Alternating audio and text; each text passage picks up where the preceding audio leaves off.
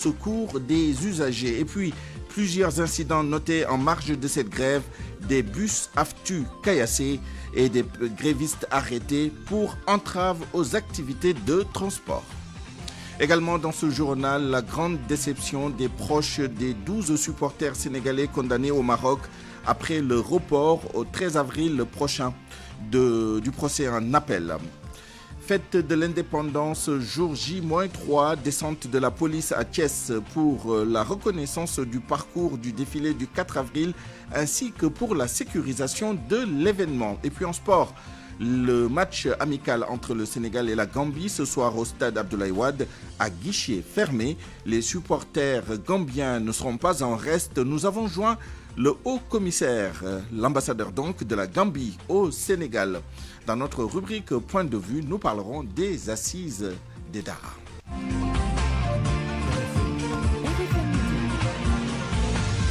Souleymane Niang. À la mise en onde de ce journal, Abdoulaye Diop. Une vingtaine de minibus TETA de l'Association pour le financement des transports urbains ont été caillassés la nuit dernière. Les responsables d'AFTU accusent les grévistes d'être les instigateurs de ces actes. Une plainte a été déposée contre X ce matin. Écoutons Ndongo Fall, vice-président de l'AFTU et par ailleurs président du GIE Darussalam. Il est interrogé par El Haj Ndiogdien. Hier nuit, tardivement, vers 2h-3h du matin, on nous a informé pour nous dire qu'il y a quelques personnes munies de leur tac-tac qui sont venues dans les lignes dont nous gérons, la ligne 42, 49, 37, 91 et d'autres lignes de la banlieue. Ils sont venus saccager nos bus en cassant les pare-brises, les vitres, tous les vitres des véhicules qui étaient stationnés dans ces gares. Alors nous déplorons ces faits. La grève est légitime parce qu'après avoir déposé un préavis qui a duré 30 jours et que tu n'as pas satisfaction, tu as le droit de faire la grève. Mais tu n'as pas le droit d'empêcher les autres de travailler. Nous déplorons cette situation. Nous portons le plainte aussi que justice soit faite. D'ailleurs, c'est déjà fait. Et au total, combien de bus ont été caillassés? Environ, d'après ce que j'ai reçu actuellement, ça varie entre 20 et 30 environ. Je ne peux pas dire le chiffre exact parce que je n'ai pas encore comptabilisé les véhicules saccagés. Les bus hors taxe valent 28 millions. Compte tenu des traits que nous payons, ça pourrait arriver entre 42 et 45 millions par bus. Vous semblez accuser les grévistes et les transporteurs qui sont actuellement en grève. Mais justement, parce que dans les panels que nous suivons, il y a quelqu'un qui disait qu'il faudrait vous accompagner avec des pierres. Il faudrait prendre les grosses pierres noires là, qui sont dans la mer. Ce sont des cailloux qui sont robustes. À chaque fois que vous traversez un bus, il faudrait y lancer. Nous n'avons pas encore le nom de cette personne. Nous sommes à la recherche de cette personne pour l'identifier. Donc la plainte pour le moment, c'est contre X. Oui, la plainte, c'est contre X actuellement. Les responsables de la Fédération des syndicats routiers rejettent ces accusations. Écoutons à ce sujet Modou Ndiaye, le chargé de la communication de la Fédération. Je ne suis pas au courant de minibus tatas caillassés, mais par contre, on m'a informé que certains de nos camarades ont été arrêtés par les commissariats de police de Grand-Yoff et de Rebeuss. L'un par le commissariat de Rebeuss et les 5 autres par le commissariat de Grand-Yoff. Tous les 6 ont été déférés au parquet ce matin. Une chose surprenante, comment peut-on arrêter de faire une personne parce que simplement il a empêché des non-grévistes de travailler? Je pense qu'il y a autre chose derrière. Nous, ce qui nous intéresse, c'est la satisfaction de nos revendications durant ces 3 jours de grève. Notre intention n'est nullement de nous attaquer à des minibus tata ou autres. Pour moi, nous tous, nous sommes de la même corporation et devons nous unir dans l'intérêt commun. Justement, au deuxième jour de cette grève, les transporteurs appuient sur l'accélérateur. Le mot d'ordre est bien suivi dans le nord du pays. Les grévistes appellent les autorités au dialogue pour trouver un consensus. Djibril Niang, transporteur, ses propos sont recueillis à Saint-Louis par Ousseynou Diop. Bon, la grève a été vraiment réussie à 100% à Saint-Louis parce qu'on a sillonné tous les angles au niveau de Saint-Louis. Bon, on a vu que vraiment, depuis 6 heures du matin jusqu'à présent, c'est réussi quoi. Pour le transport, il n'y a pas de séparation. Nous, on est là pour tout le monde. C'est dur pour nous, mais c'est dur pour la population. Donc le gouvernement, il n'a qu'à négocier avec les chauffeurs. Parce que sans nous, le transport, ça ne marche pas. Nous, on a des diplômes. Les diplômes, c'est le transport. On ne minimise pas les diplômes. on veut négocier. Parce que nous sommes des parents, des chefs de famille et tout ça. Nous vivons au transport. Donc, il n'a qu'à nous donner, 100%. Si on n'a pas 100%, au moins, on a 50 ou 100%. C'est ça le problème. Donc, c'est nous que Dieu a fait que nous sommes des transporteurs. Il faut nous donner le respect. Restons dans le nord du pays pour parler de l'impact de la grève des transporteurs sur plusieurs secteurs qui sont paralysés à Kébémer, dans la région de Louga. L'horticulture, le petit commerce, entre autres. Les transporteurs et les usagers crient le ras-le-bol. Nafissatou Ndiaye. Silence de plombe à la gare routière départementale de Kébémer et presque sur la route nationale numéro 2. Oui, le mot d'ordre est bien respecté ici. Même les chauffeurs de clando ont participé à cette grève car elle ne concerne pas seulement les cheikhs ou sherifous, d'autant plus que nous tous, nous devons effectuer les visites techniques. Ici, l'angoisse et l'inquiétude des transporteurs se font bien sentir. Abdou Ndiaye, responsable de la gare routière de Kébémer, évoque le respect du mot d'ordre. La grève nous impacte tous. Les producteurs horticoles sont les plus touchés car leur production risque de pourrir à tout moment. Le gouvernement doit donc tout mettre en œuvre pour régler définitivement le problème des transporteurs. Galaye Fall, usager, rencontré sur les lieux, déplore la situation et souligne les conséquences de cette grève. L'interdiction de voyage nocturne a arrêté de nombreuses activités. Les vendeurs de débiterie et de maïga n'arrivent plus à s'en sortir. Abdou Ndiaye, responsable de la gare routière, a également insisté sur l'interdiction des voyages nocturnes et ses conséquences.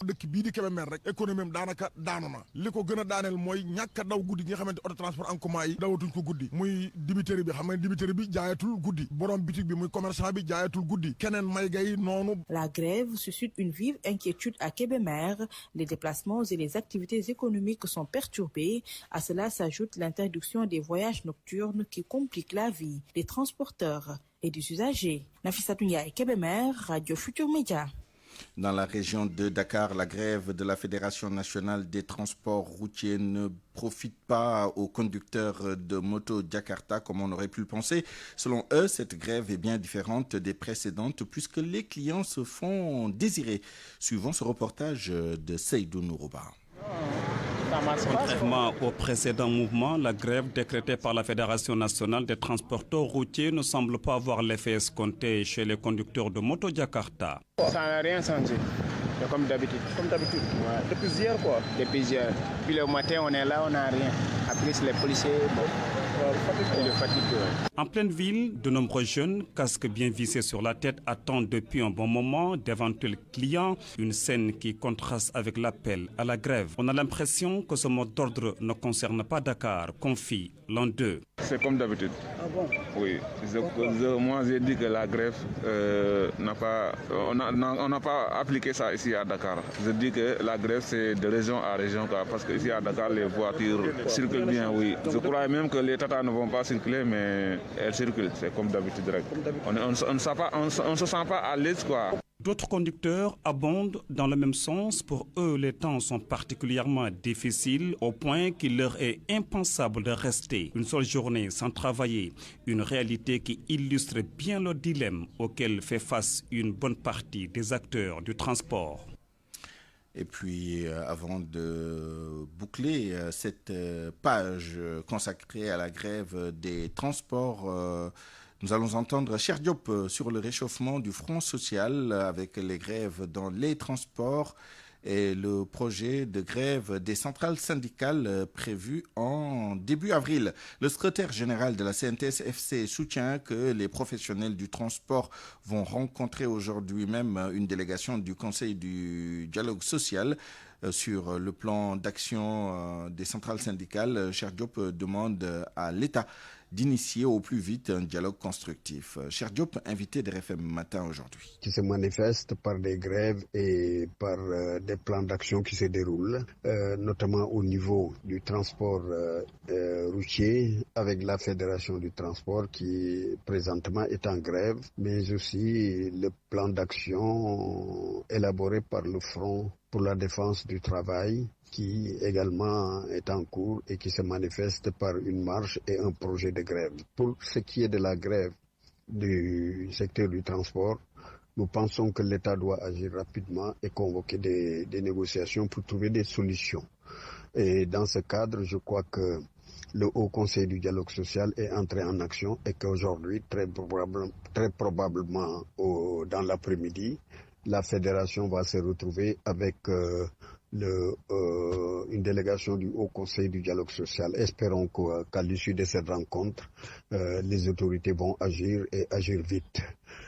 Pour ce qui est du plan d'action du Front, on l'avait élaboré parce qu'à un moment donné, on s'était rendu compte que véritablement la mise en œuvre du pacte tardait, mais également les préalables en quelque sorte qui étaient de déclencher des négociations sectorielles au niveau de la santé, de l'éducation et des collectivités territoriales en partie aussi étaient en train d'être retardés, ce qui justifie un peu le dépôt de préavis de la coalition, mais également le mouvement de grève enregistré dans la santé et dans l'éducation. À suivre dans la seconde partie de ce journal, notre reportage à la gare ferroviaire de Dakar où la SENTER a renforcé l'offre de services au niveau du TER pour aider les usagers. RFM, la radio de toute l'actualité. Le chanteur religieux As John a été déféré au parquet du tribunal de grande instance de Pikine-Guédiawaye ce matin. Il est poursuivi pour actes contre nature et transmission volontaire du VIH-Sida. 5 autres personnes arrêtées dans le cadre de cette affaire ont été placées sous mandat de dépôt. Ce qui nous amène à parler de l'insécurité à Keur Massar.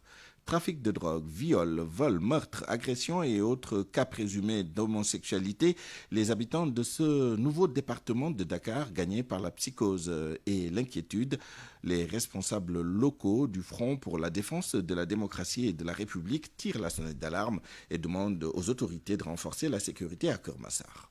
Aminata Ba. À Keur Massar, le trafic de drogue, le faux monnayage ainsi que des faits présumés d'homosexualité et de prostitution sont régulièrement signalés. Les FDR, Front pour la défense de la République, dénoncent une insécurité grandissante et appellent les autorités à renforcer les mesures sécuritaires. Son coordonnateur Ousmane Dembélé sonne l'alerte. Il y a des homosexuels qui ont été arrêtés à Keur Massar. On avait arrêté aussi des jeunes filles qui étaient prises en flagrant délit dans des actes contre nature. Le faux monnayage, non, il y a tout. Il y a le banditisme qui règne en maître. Souvent, vous entendez au niveau des médias qu'il y a des meurtres à Keur Massar, au niveau de la forêt, ou bien même en plein ville où on agresse des citoyens. Donc, pour cela, il faut renforcer le dispositif de sécurité à Keur Massar. Il y a la gendarmerie, il y a la brigade de recherche, ça reste encore. Il faut renforcer dans cette zone pour mettre des brigades de proximité pour arrêter cette calamité. À Keur Massar Nord, notamment à Boul, les agressions inquiètent les populations. Les maisons abandonnées favorisent ce phénomène selon Adam Sane. Il s'agit d'un fléau entre la quiétude des populations dans nos quartiers. Il est constaté que des jeunes désœuvrés se constituent en troupes pour agresser, s'attaquer violemment à honnêtes citoyens innocents. Des heures tardives ou parfois en plein jour, il s'agit des maisons abandonnées, des bars illégaux,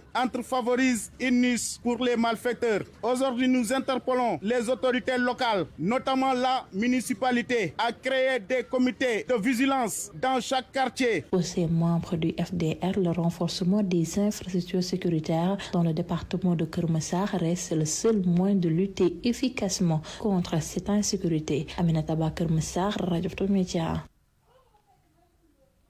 Le journaliste Ibrahim Lissa Faye convoqué cet après-midi à la sûreté urbaine. C'est dans le cadre du Fonds d'aide et d'appui à la presse. Le CEDEPS a publié un communiqué en soutien au patron de l'Appel, l'association de la presse en ligne.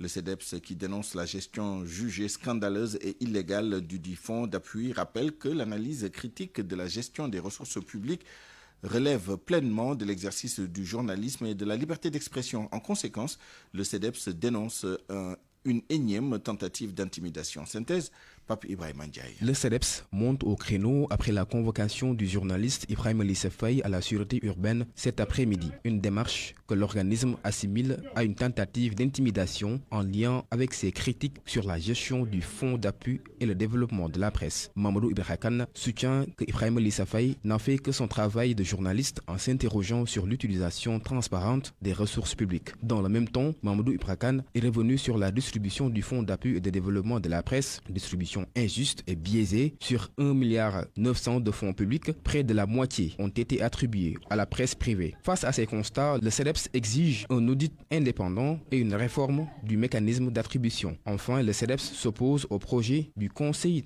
national de régulation des médias. Il estime qu'il menace la liberté de la presse, pourtant protégée par la Cour suprême du Sénégal.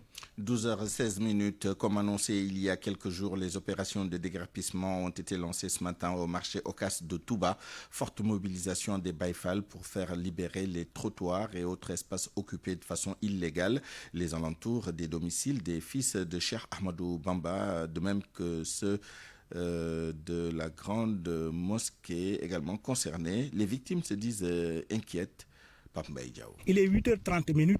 Seuls quelques magasins ont ouvert leurs portes. Certains tabliers ont déjà enlevé leurs bagages, mais les kiosques et les abris de fortune occupent encore les trottoirs. D'autres ambulants s'affairent à sortir leurs marchandises. Quelques minutes plus tard, Serigne Fall arrive sur les lieux pour faire le débriefing et donner le top départ du déguerpissement.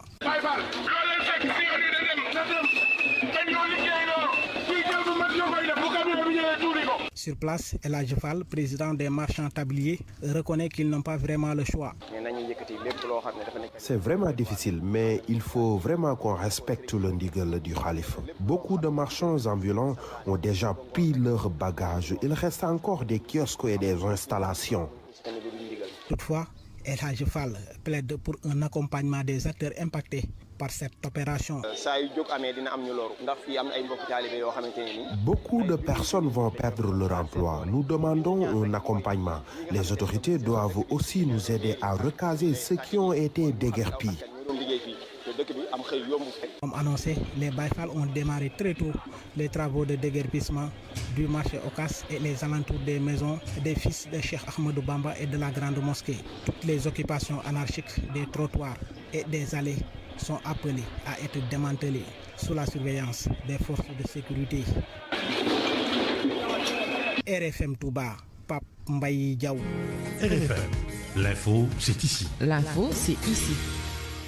Venons-en maintenant à notre série de reportages sur les préparatifs du 4 avril à Thiès. Reportage consacré aux forces de défense et de sécurité au cœur du défilé. Les commissaires de police et autres chefs de services régionaux de sécurité publique ont effectué une descente sur le terrain.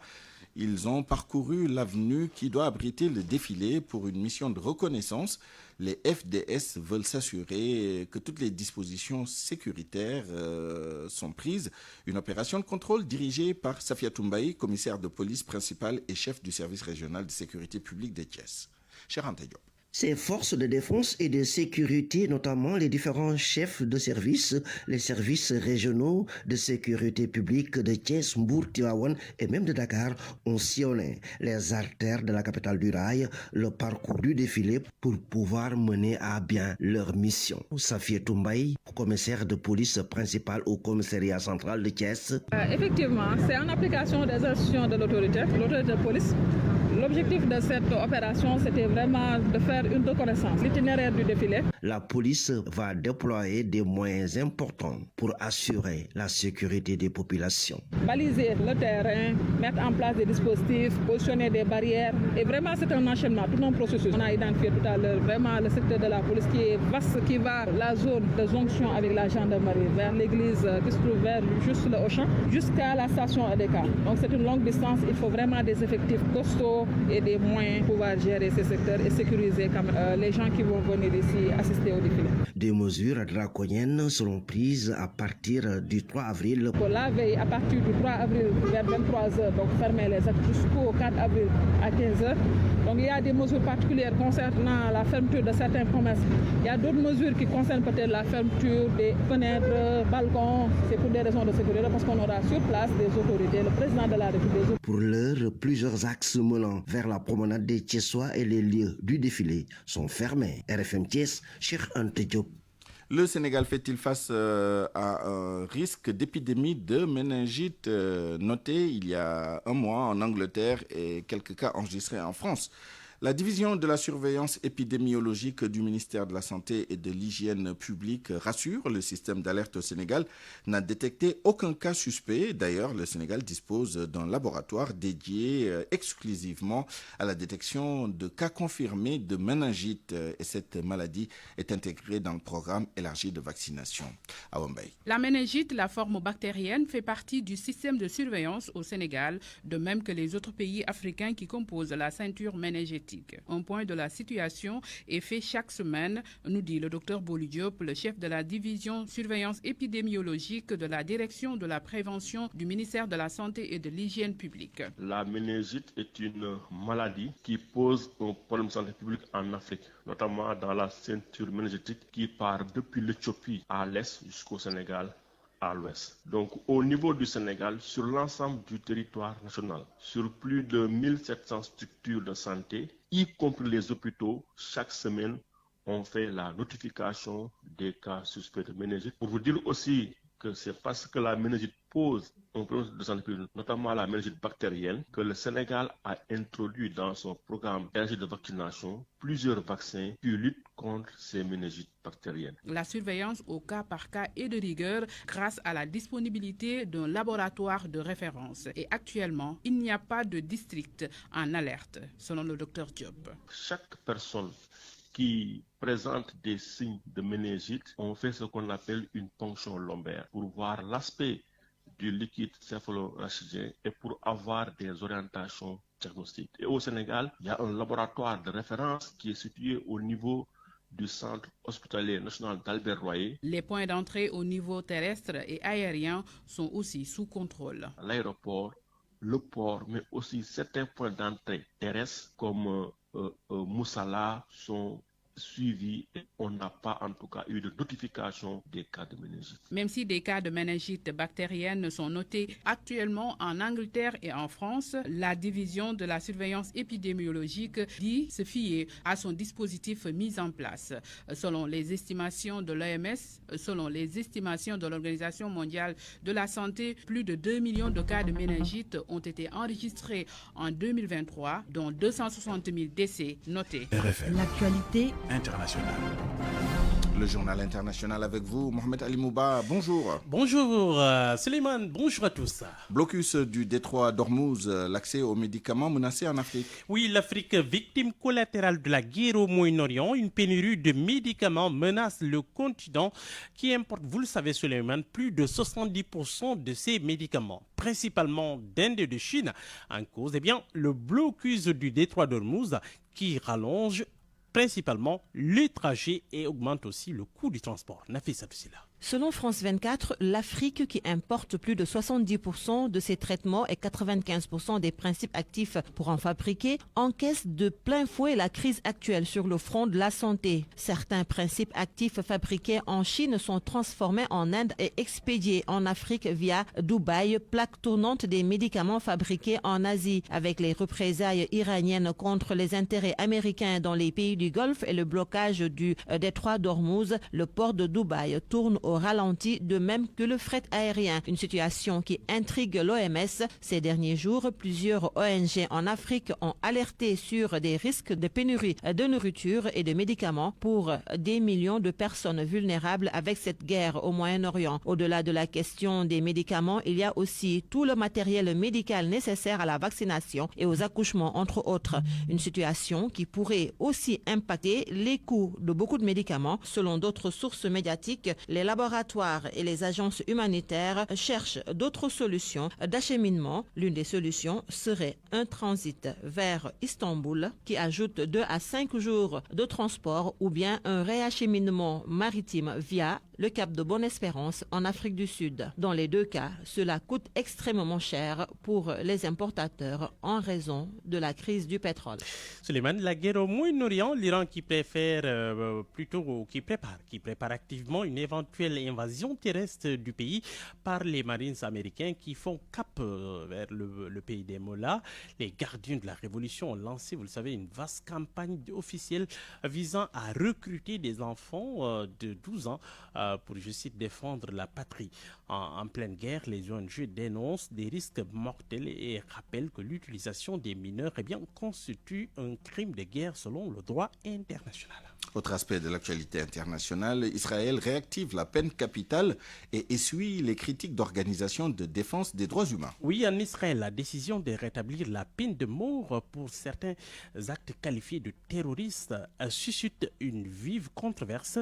Plusieurs ONG dénoncent un retour en arrière de plusieurs décennies et alertent sur les risques de dérive et de discrimination. Pape Ibrahim Ndiaye. Le Parlement israélien a adopté le 30 mars 2026 une loi permettant de restaurer la peine de mort aux personnes reconnues coupables d'actes qualifiés de terrorisme. Le texte soutenu par le Premier ministre Benjamin Netanyahu a été voté à la majorité. Jusqu'ici, la peine capitale existait dans le droit israélien mais n'était plus appliquée depuis des décennies. La dernière exécution remonte de 1962 avec la condamnation du criminel nazi, remonte à 1962 avec la condamnation du criminel nazi Adolf Eichmann. Depuis, Israël observait moratoire de fait de son usage. Avec cette nouvelle loi, les autorités entendent durcir leur arsenal face aux attaques. Mais pour de nombreuses organisations de défense des droits humains, cette mesure marque un recul majeur. Elle dénonce une législation potentiellement discriminatoire qui pourrait viser en grande partie des Palestiniens, dans un contexte déjà tendu. Plusieurs pays européens ont également exprimé leurs inquiétudes, évoquant une décision inhumaine. Une ONG israélienne a même saisi la Cour suprême pour tenter de faire annuler la loi. Au-delà du débat sécuritaire, cette réforme relance une question fondamentale, celle de l'équilibre entre lutte contre le terrorisme et le respect des droits humains.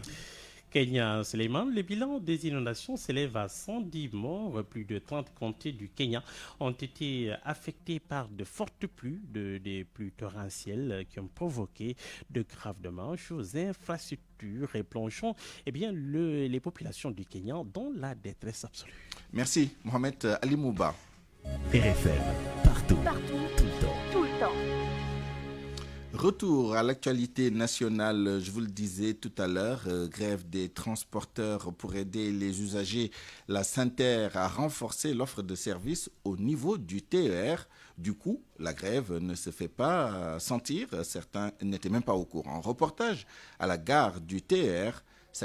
Des passagers attendent tranquillement dans le hall de la gare du TER, le train express régional. Pas une grande affluence à cette heure. Madame, monsieur, le prochain train qui arrivera sur la ligne 4 et terminus.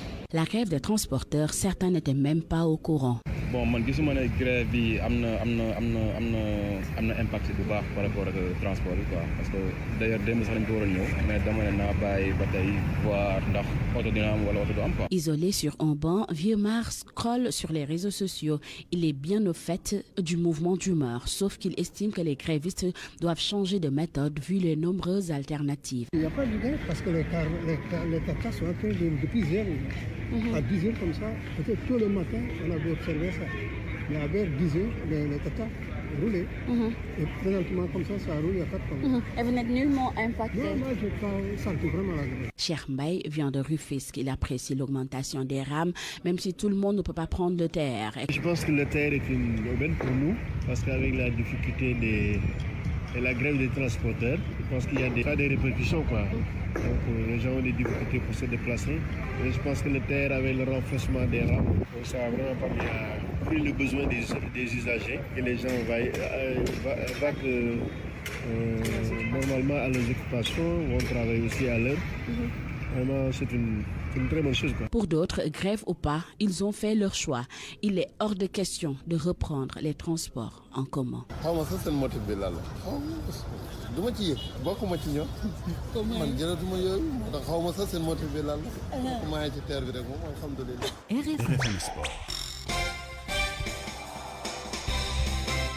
Le journal des sports avec vous, Malal Junior Diagne, bonjour. Bonjour Suleiman.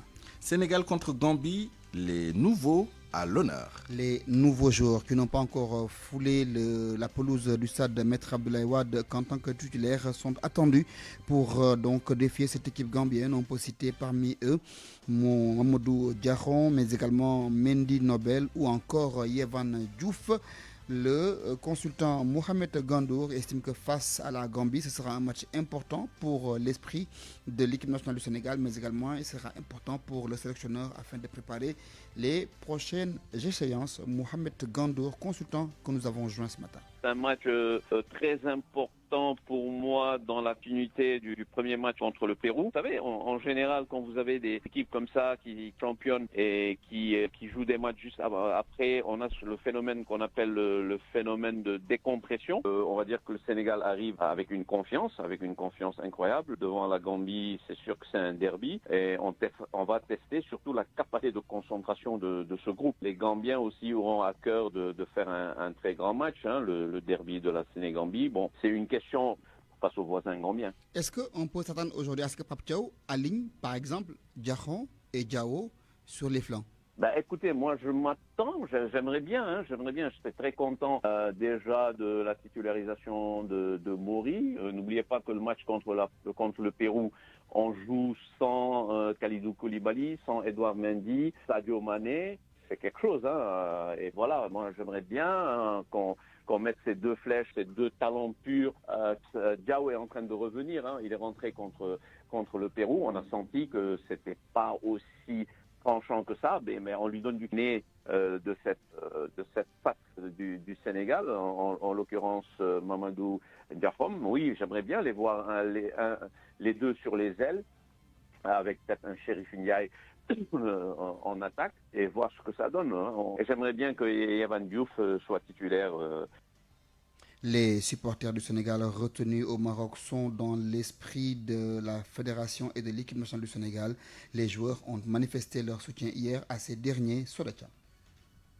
Certes, les célébrations du titre de champion d'Afrique continuent, mais les Lions du Sénégal pensent toujours aux supporters retenus au Maroc. Le capitaine des Lions, Kalidou Koulibaly. Ayons une pensée pour nos supporters qui sont encore au Maroc, détenus, que nous soutenons avec cette équipe nationale, avec le staff. Nous n'oublions pas leur détention et ferons tout pour qu'ils soient libres et puissent venir fêter ce trophée ici au pays le plus rapidement possible, Inch'Allah. Pour Moussa Niakhaté, cette détention est une injustice et qu'il est temps de les libérer.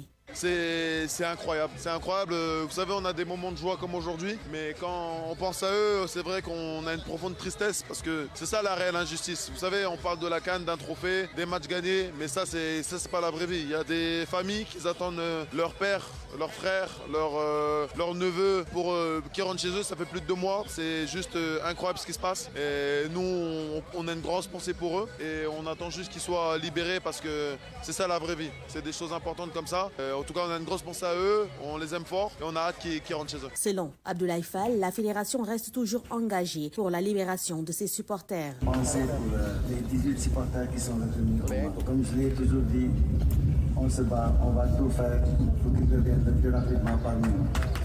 Les joueurs et le président de la Fédération sénégalaise de football ont tenu ces propos à l'occasion de la cérémonie de Sargal au double champion d'Afrique, organisée par leur partenaire, la Sonatel. Rappelez que le procès en appel des supporters sénégalais détenus depuis la finale de la CAN a été renvoyé au 13 avril. Et puis Malal, le haut commissaire de la Gambie au Sénégal, l'ambassadeur, s'est prononcé sur le match de ce soir entre le Sénégal et la Gambie. L'ambassadeur de la Gambie à Dakar estime que même si le Sénégal part favori dans cette rencontre, attention, les Gambiens auront bien leur mot à dire. Fama John l'a joint ce matin au téléphone. Synthèse. Hadrame Sédubé est l'ambassadeur de la Gambie au Sénégal. Cela fait 5 ans qu'il a été nommé à ce poste. Pour son excellence, même si le Sénégal part favori, la Gambie fera ce qu'il faudra. Vous savez, chacun de nous doit supporter son pays. Mais ce qui est important, c'est qu'on aura un bon match. Maintenant, le plus important, c'est que chacun de nous fasse ce qu'il doit faire. Oui, le Sénégal, c'est quand même un beau pays, mais quand même, chacun de nous fera ce qu'il faudra.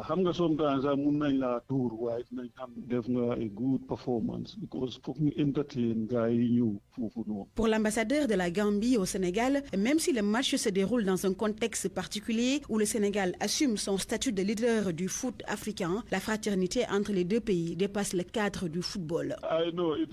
Oui, le Sénégal est une belle équipe. Nous savons que la Gambie va être confrontée à d'énormes difficultés. Mais le plus important, c'est que cela permettra également à notre équipe nationale de faire prévaloir ses performances. C'est cela le plus important. Mais nous savons que le Sénégal a une belle équipe. Et le plus important dans tout cela, c'est que nos relations vont perdurer. Mort est lui aussi gambien, vivant à Dakar depuis des années. La Gambie, son pays natal, le Sénégal, son pays de cœur. Raison pour laquelle il souhaite un match nul.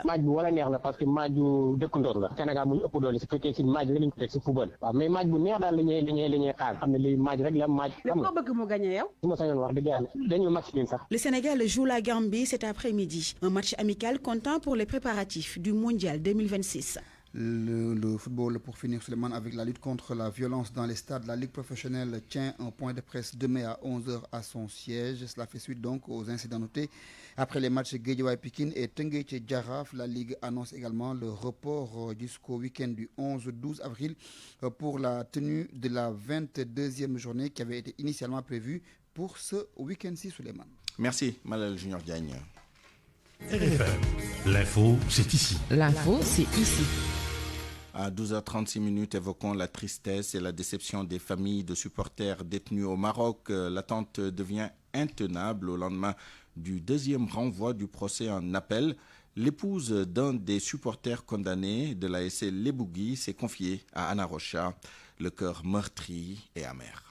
Merci parce que ki nga xam ne moom moo la daan soutenir famille la boo toogee benn jour boo ko gisul xam nga ne métti na waxatuma laa nag presque 4 mois. Voilà 3 mois qu'Aram Ndiaye vit sans son mari. Depuis le départ de Momodou Korangom avec la délégation de l'ASC Lebougui de Rufisque, direction Tanger au Maroc. Il était juste parti soutenir son pays. Depuis lors, il est en détention dans des conditions difficiles. En plus, Momodou est malade. Il fait souvent des crises. Mais il m'a expliqué qu'il ne prenait pas les médicaments tous les jours. La nourriture, n'en parlons même pas. L'agent municipal à la mairie-ville de Rufisque a écopé de l'une des plus lourdes peines, 1 an de prison ferme. Depuis l'arrestation puis la condamnation, Aram se contente de 2 minutes d'appel avec son mari. C'est la 3e fois qu'il voyage avec le comité de supporters de l'ASC Lebougui. Il est parti au Qatar, en Côte d'Ivoire, mais cette mission au Maroc a laissé un goût amer dans toute la famille. C'est une situation moralement insoutenable, tellement c'est pénible. Mère au foyer, Aram Ndiaye apprécie à sa juste valeur les aides offertes par le Premier ministre il y a quelques semaines. Mais aujourd'hui, ce qu'elle désire, c'est retrouver sa moitié, le père de ses enfants. La revue de presse avec Mohamed Ali Mouba. Bonjour. À la une, la polémique autour de l'homosexualité. C'est un feuilleton qui vire au polar. Il y a quelques semaines encore, les arrestations dans les rangs LGBTQ n'étaient que des faits divers isolés au Sénégal, presque des rumeurs. Mais voilà que le rythme s'emballe, les unes se succèdent, les noms s'égrènent, les gardes à vue, les incarcérations s'enchaînent comme les actes d'une même tragédie. Ce n'est plus une chose, c'est une mécanique, une machine judiciaire qui prend ses aises ou une panique morale qui s'ignore. En tout cas, ce matin, la presse tente de suivre la cadence. Oui, les journaux prolongent le feuilleton. À une du journal, les échos de figures connues du petit écran tombent. Kaderia, le tonitruant, chroniqueur de Saint-TV et Kadior Cissé ou encore Pape Gaïtal ont été envoyés en prison. Larmoyant, monote au poignet, visage masqué, raconte l'observateur. Kader a crié au tribunal de Guédiawaye avec ses compagnons d'infortune. Pendant ce temps, les autres enquêteurs de la gendarmerie creusent du côté de Hassan Dione, l'homme au Assaïd, qui semble jouer un rôle central dans cette affaire. À Yeumbeul, oui, la vague ne faiblit pas. L'Observateur parle ce matin d'une nouvelle vague d'arrestation. Un homme présumé homosexuel arrêté a balancé une demi-douzaine de ses partenaires, certains déjà interpellés. Au total, 6 présumés hommes ont été cueillis hier lundi après des aveux détonnants. Mais la traque ne s'arrête pas aux hommes, douce note qu'elle, désormais au cœur des dames. Le lesbianisme, longtemps dans l'ombre, est devenu une cible. La gendarmerie nationale a fini d'enchaîner avec le dossier des lesbiennes. Mame Dior et Degen Ndiaye ont été arrêtés, leur téléphone saisi, et l'on croit que ces exploitations numériques pourraient faire mal aux réseaux. Libération, de son côté, observe ce matin qu'on n'a pas fini d'en savoir davantage sur Pape Cheikh Diallo et ses réseaux. Les enquêteurs soupçonnent un réseau de prostitution masculine avec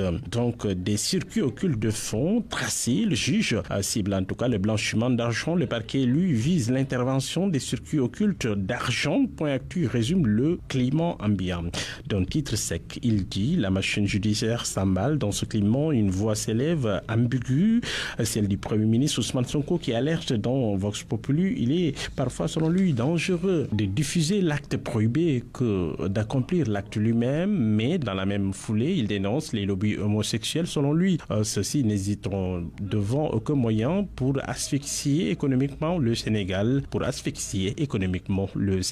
L'économie du Sénégal, justement, et l'épisode des TRS. Ce matin, le groupe Takualu monte au créneau pour dénoncer un endettement opaque et hautement dangereux. C'est pourquoi Aïssata Tall Sall exige, selon Walfadjri, une enquête parlementaire. C'est parce que, selon elle, l'Assemblée nationale n'a nullement été mise au courant de ces montages opaques. Cheikh Diba, le ministre des Finances, n'a pas été donc autorisé à prendre des TRS. Selon le quotidien, le groupe Takualu exige de voir les contrats avec les créances. ATS met en garde contre la mise en gage des hydrocarbures. Aïssata Tall Sall a répondu aussi à Mimi Touré sur la candidature de Macky Sall. L'ONU, elle est actée selon l'avocate, et le président Sall a obtenu le soutien de 37 pays africains sur les 55. L'ONU, ce n'est pas une affaire de rotation, dit-elle encore. Et puis sport pour boucler, Sénégal-Gambie, c'est cet après-midi un derby festif contre la Gambie pour refermer la fenêtre de mars en apothéose.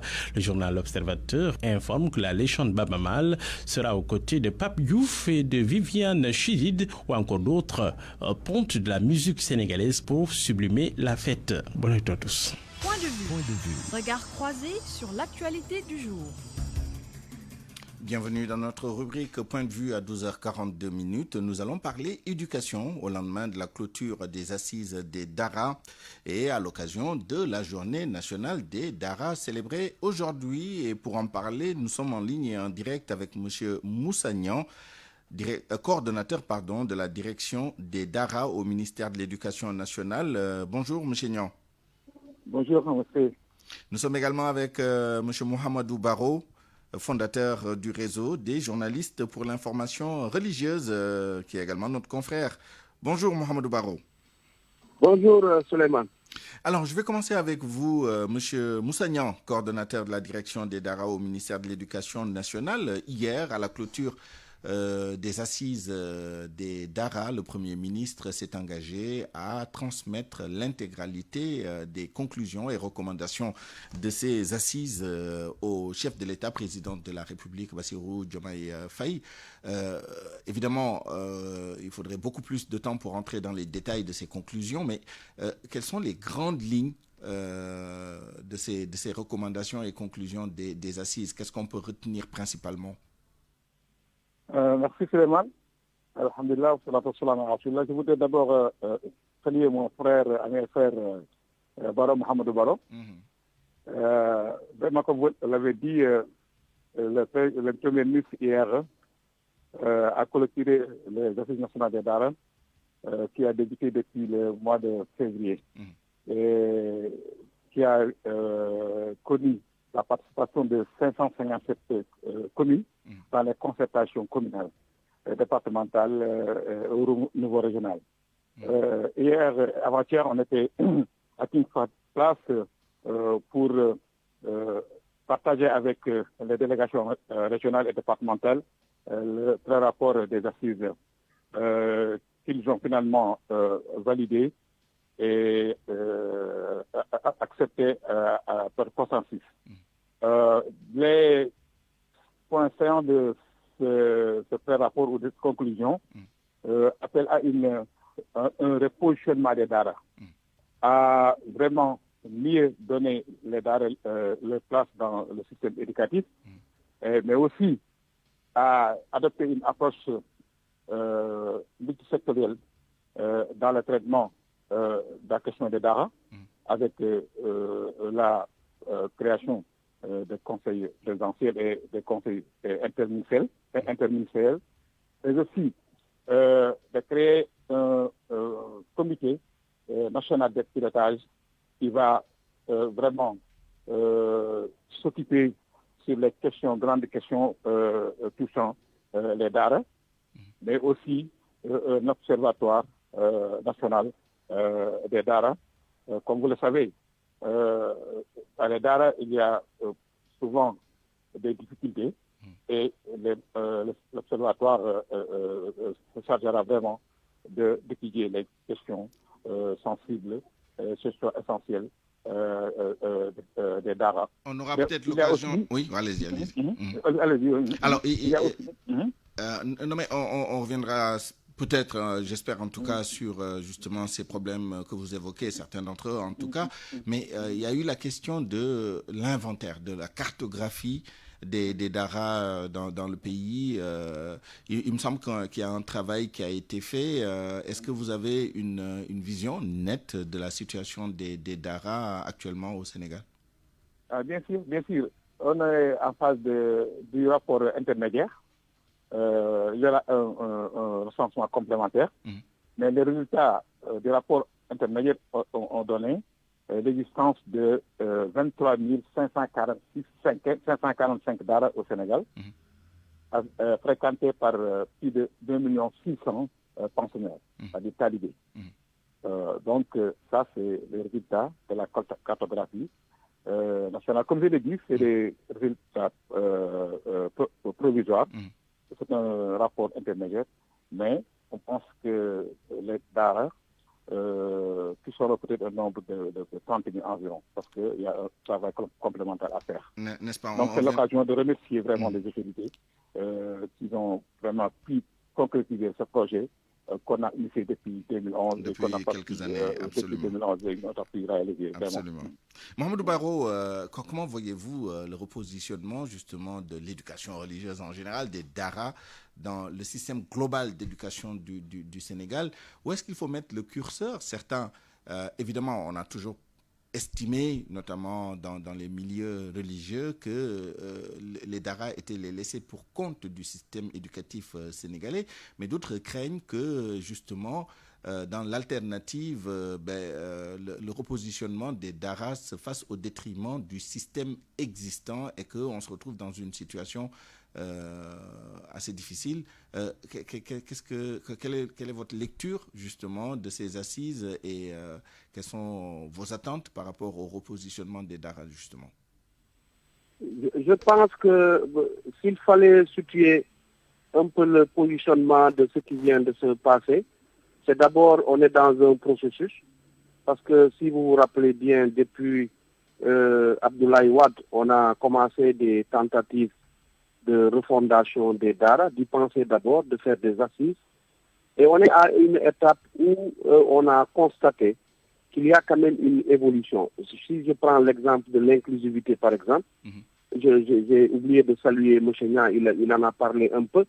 Il y a une étude plus approfondie qui a été faite, qui a abouti à une cartographie, comme vous l'avez rappelé, Souleymane, des daara, le positionnement des daara selon les régions, surtout qui avait réglé, en tout cas, une grande problématique de notre éducation, c'est-à-dire que le gap de certaines régions qui n'étaient pas favorables à l'éducation formelle, qui avaient la chance maintenant d'avoir des daara comme Kolda, la région de Kolda de Diourbel. Aujourd'hui, si nous arrivons à ce niveau où nous parlons de conclusions, mais surtout de positionnement de ces conclusions, de les intégrer dans un dispositif de réforme, c'est ça effectivement la plus-value que j'ai pu constater. Maintenant, il a été dit hier qu'il y a des urgences. C'est d'abord la modernisation des DARA, mais l'introduction aussi des DARA dans le système, il faut que ça soit très clair. La modernisation en pensant un peu à tout ce que l'on note comme dysfonctionnement, le système de la mendicité qu'il faut arrêter, qui est une catastrophe. Il a été dit qu'il fallait réformer, mais tout en gardant la spécificité culturelle de notre pays, on est d'accord, parce que les DARA aussi, dans la pensée occidentale de modernisation des DARA, on peut supposer qu'il faut éliminer tous les aspects culturels. Non. Pour moi, on peut toujours garder cette image historique du positionnement du DARA, tout en ne favorisant pas aujourd'hui des pratiques qui sont condamnables. Aujourd'hui, il y a des pratiques sur la mendicité qu'il faut arrêter, qui n'ont rien à voir d'ailleurs à l'origine avec le système des DARA. Parce qu'à l'origine, le système des DARA n'était pas un système fondé sur la mendicité. C'est au contraire, quelques années encore, quelques décennies plus tard, après la création des DARA au Sénégal, qu'on a pu constater qu'il y a eu des déviances en termes de récupération par certaines personnes qui se disent apprenants des DARA et qui exploiteraient des enfants. Donc, pour moi, tout cela pris en charge par le gouvernement d'une façon adéquate permettra au Sénégal d'avoir des DARA modernes, mais aussi des DARA traditionnels qui concourent à régler globalement la grande problématique de l'éducation au Sénégal. N'est-ce pas? Monsieur Moussagnan, est-ce qu'il y a un consensus solide? Parce qu'on sait que ce sont des milieux parfois très conservateurs et qu'il est difficile d'impulser des changements, des réformes. Ici, on parle de modernisation, d'introduction de modules, de réformes curriculaires, des DARA ateliers pour la formation professionnelle, etc. Quel est le niveau d'acceptation de ces réformes ou projets de réforme au sein de la communauté des DARA? Okay, merci, M. Ignan. Le consensus vraiment a été trouvé lors de ces assises sur les grandes questions, les grandes orientations. Maintenant, pour la modernisation des DARA, c'est une option. C'est une option, vous savez, il y a des DARA qui veulent rester vraiment traditionnels. Mais la grande partie des DARA se sont engagés, ou les défenseurs DARA, se sont engagés dans le processus de modernisation. Donc, lors des assises, ils ont demandé que l'État vraiment vienne en aide à tous les DARA, que ce soit des DARA vraiment traditionnels qui veulent rester dans leur peut-être traditionnalité, originalité, et ou des DARA vraiment qui veulent s'ouvrir pour doter les apprenants de compétences modernes. Je pense que ça, c'est le consensus. Donc, c'est une option.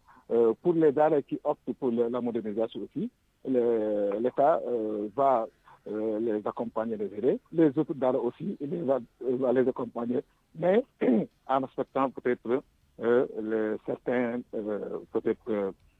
certains critères indispensables vraiment pour pouvoir recevoir les subventions d'État. Comme vous le savez, parce qu'ils ont demandé que le cadre juridique et institutionnel soit renforcé. Donc ça appelle à vraiment à une loi ou peut-être une réglementation des DARA. Donc ça, c'est un consensus. Mais ce ne sera pas une réglementation unifiée, unique, mais qui prend en compte la diversité des DARA. Est-ce que vous êtes fixé à un horizon? Parce qu'il y a quand même beaucoup de choses à faire. Il faut mobiliser des ressources financières, il faut réformer, il faut changer au plan institutionnel, réglementaire, juridique. Est-ce qu'il y a un horizon qui est fixé? Oui, nous nous inscrivons dans la vision de l'État, dans la vision Sénégal 50. Vous savez, toutes les politiques publiques doivent prendre en référence ces référentiels.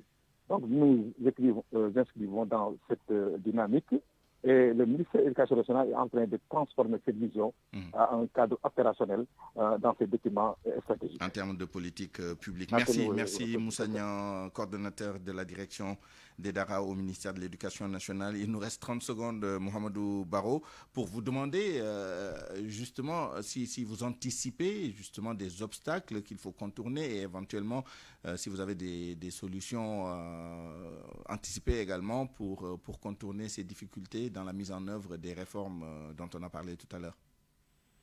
Je ne sais pas si vous avez bien constaté, hier même le Premier ministre a insisté sur le suivi, des conclusions. Le premier obstacle qu'on a franchi, c'est d'abord l'inclusion, parce qu'il était très difficile souvent de rencontrer, ou en tout cas de réunir ce parterre de monde à travers le Sénégal, avec souvent des conceptions, en tout cas divergentes pour la plupart du temps, sur les conditions et sur en tout cas la réglementation que l'État du Sénégal voulait mettre en place. Le deuxième aspect maintenant, c'est est-ce que ces conclusions vont être prises en charge comme il le faut. Les conclusions seront déposées au niveau sur la table du président de la République. L'aspect financement aussi, parce que tout cela sur les réformes est bien beau, mais faudrait-il qu'aujourd'hui l'État du Sénégal puisse trouver, parce que c'est un bon créneau pour le Sénégal, parce que beaucoup de pays partenaires sont prêts à injecter de l'argent sur la modernisation des DARA, sur le suivi des DARA, mais faudrait-il qu'on en fasse des programmes cohérents et bancables pour que le financement soit beaucoup plus, n'est-ce pas, réussi. Merci Mohamedou Baro. Merci à tous les deux pour votre disponibilité que nous savons contrainte puisque vous étiez en train de participer à la cérémonie officielle de cette journée nationale des DARA. Nous espérons vous retrouver dans moins d'une heure maintenant pour la version Wolof de ce débat. C'est la fin de cette édition à 12h56. Je vous remercie de l'avoir suivi. Merci à toute l'équipe qui l'a préparé et réalisé. El Haj Ndiogou Diène à la rédaction en chef d'édition Mamas Toukan, à la coordination Barthélémy Ngom, à la mise en onde Abdoulaye Diop, à la production Aliou Ba. À 13h, retrouvez Barthélémy Ngom pour le grand journal en Wolof. D'ici là, excellente suite des programmes. Au revoir.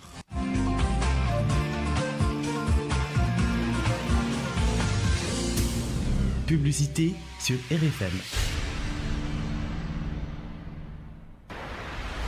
1er octobre bi weesu stickers rapido yi rek ñoo disponible si espace client rapido yi ca Cambérène Thiaroye ak Touglou yomb am te doo leen fay dara stickers yi dina tax ngeen gën a mën a jàll si lu gaaw si voie rapido yi jëfandikoo leen stickers yi ngir gën a perte temps si kaaraange gu mat sëkk stickers rapido yi daal mooy solution bi ànd ak jamono pour yéen client autoroute de l'avenir yoonu jàmm. RFM Radio Futur Média 94 FM Dakar.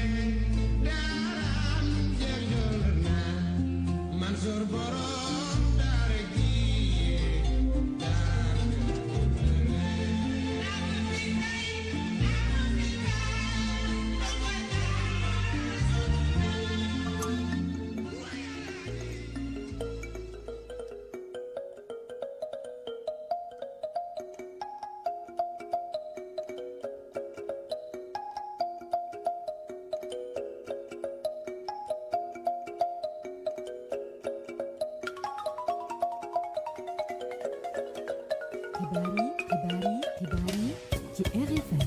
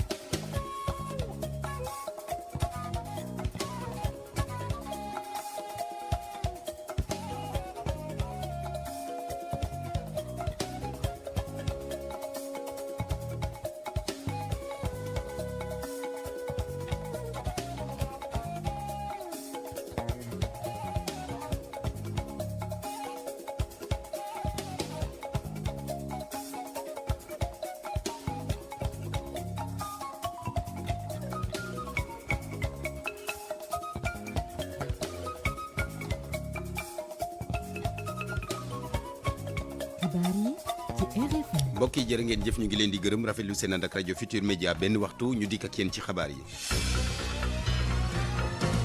li ci gën a fës grève bi fédération gi ëmb syndicat transport yi sumb tey la ñaareelu fan bi syndicaliste yi nag yokk accéléré coono gi di gën a métti ci ñi bëgg a dem te gisuñu oto tax ñu bëri mel ni waa CNTS di woote waxtaan googile au conseil du dialogue social mu ngi ci woon a syndicaliste ci table.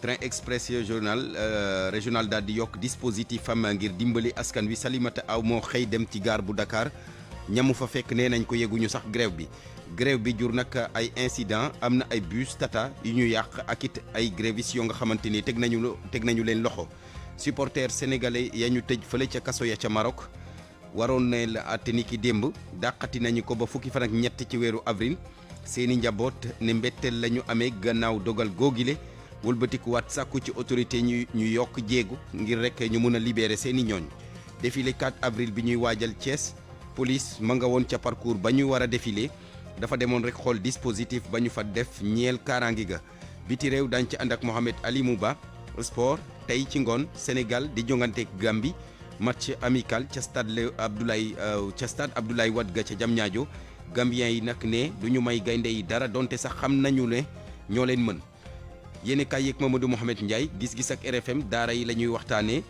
démb la ñu tëj assise nationale daara yi tey ñu xëy ubbi journée nationale bi ñu jagleel ba tey daara yi ci njeexitalu xibaar yi lay doon Abdoulaye Diop moo fare ci machine yi.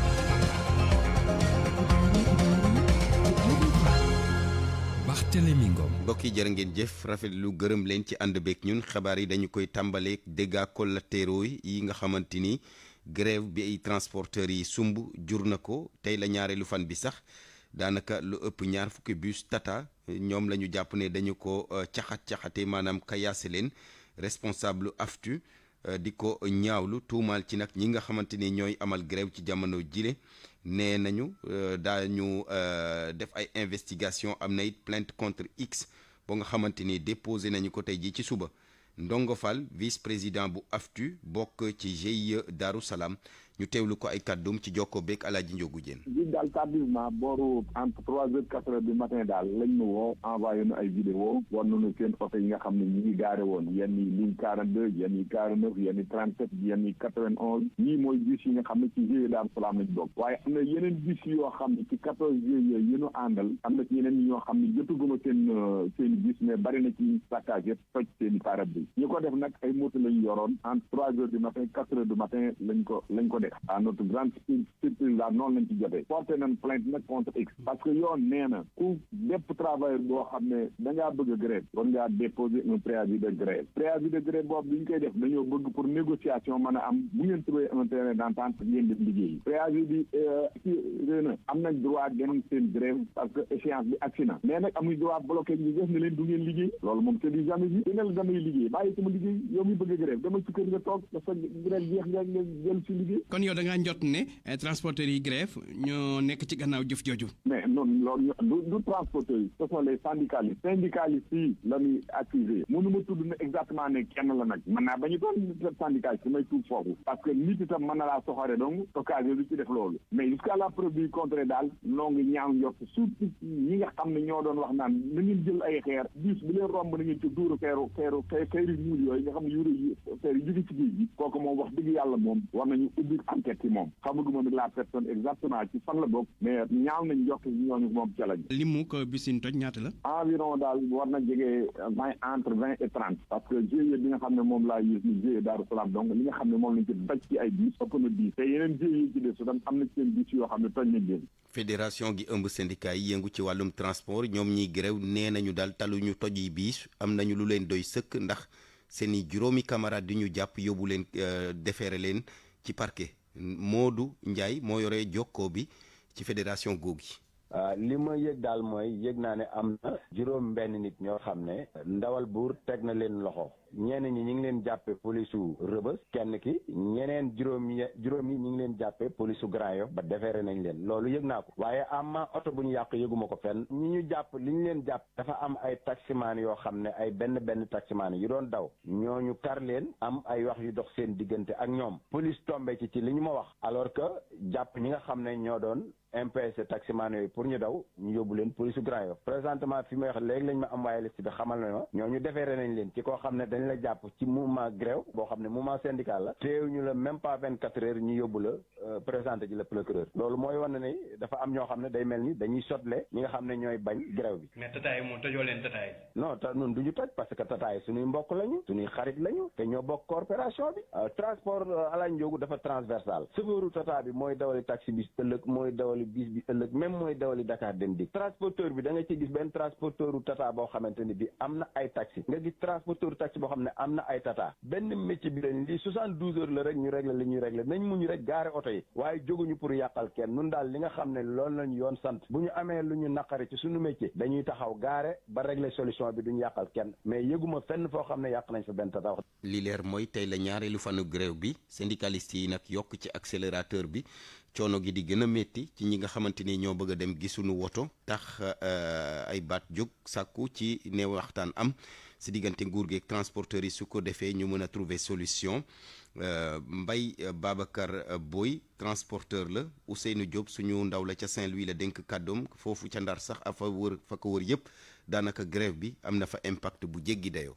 transporteurs yi ñoo moom seen oto mais chauffeurs yi ñooy dawal oto yi. tey ba nu grève si région de Saint-Louis wax dëgg nu am 100% wax dëgg ñëpp ànd ak nun taxaw ñu xam ne ñoo bokk li ñuy dund yaakaar naa ne ki nga xam ne dafay liggéey di def si poosam bu xëyee suba taxaw ni liggéeyuma dafa gis lu métti lu ko jaral muy taxaw kon yaakaar naa ne loolu ñu gis mooy nu xool nu nu jógganti waatee xool nu nu waxtaani waatee kilifa yi ñoom ñu xoolaat point yi nu bëgg a teg si kaw chauffeur si xoolaat point yi nu bëgg a teg si transporteurs yi xoolaat point yi nu bëgg a teg si regroupement bi yaakaar naa ni nun génnuñu chauffeur amuñu lu gën chauffeur ndax suñu diplôme yëpp yaakaar naa ni mooy suñu permis te moom la ñu respecté yaakaar naa ni kon grève bi tey bu demee nii réseau bi yëpp taxaw yaakaar naa duñ koy sant ñaaxani ñoo topp suñu gannaaw ndax nun noo jiite waaye jiite nit ñi ak moom nit ñi du benn yaakaar naa lu nit ñi dundandoo la nit ñi amandoo coono boobu yaakaar naa ni kon bu ñu ko dundee taxawandoo ko ñëpp ñoo gis coono bi. coono tamit ca Kébémer foofu nag amul benn woto bu jóge ca tool ya indi légume ci marché yi wala boog sax petit commerce bi dafa sooxe lool te dara waralu ko lu du grève transporteurs yi Nafissatou Ndiaye. tekk ak tekkaaral la ñu nemmeeku ci gare routière départementale bu Kébémer ak itam ci route nationale numéro 2 bi. tali bi bu la neexoon nga jël sa baraada ak sa warga tàmbale ataaya tey ci kaw tali bi ci kaw route nationale bi nag kon xam nga ni loolu wax di yàlla boobu geraw moom kenn waxul naan réussir na wala réussir. fii nag njàqare ak xol bu naqari la ñuy gis ci xar kanamu transporteurs yi Abdou Ndiaye di ki jiite gare routière bu Kébémer mi ngi xamle ne ñoom ñëpp sàmmonte nañu ak mot d'ordre bi. niñ ko séentoo woon yaakaar naa ne gisagu nañ sax lu ëpp li nga xamante ni moom la ñu